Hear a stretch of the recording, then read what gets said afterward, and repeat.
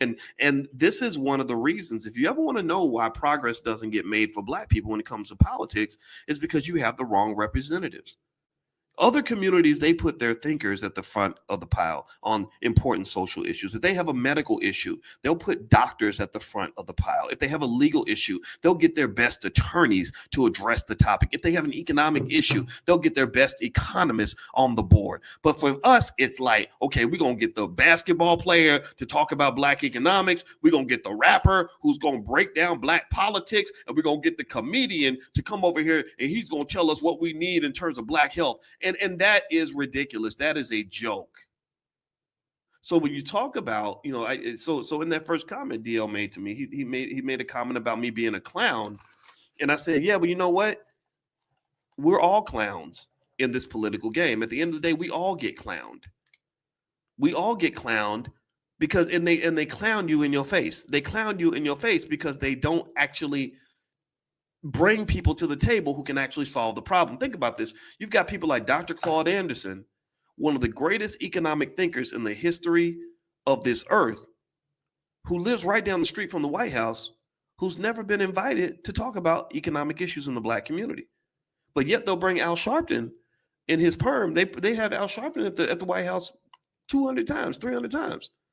So this is the point of the matter is to say that not only are they not willing to help solve problems in the black community, but when they pretend to solve the problems, they're literally doing it in the wrong way.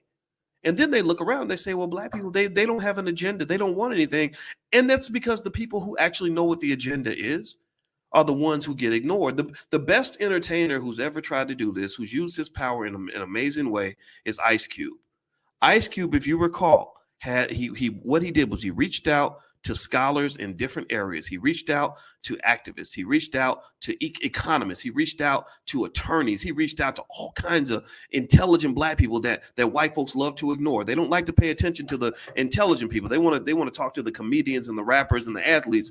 But Ice Cube did not do that. Ice Cube reached out to scholars, and I didn't even know this. When I heard he had a contract with Black America, I didn't know what that was. I said, okay, is this some old BS? Let me go take a look. And I read who he was referencing and how it was written, and I said, okay, so he really did the work right with this.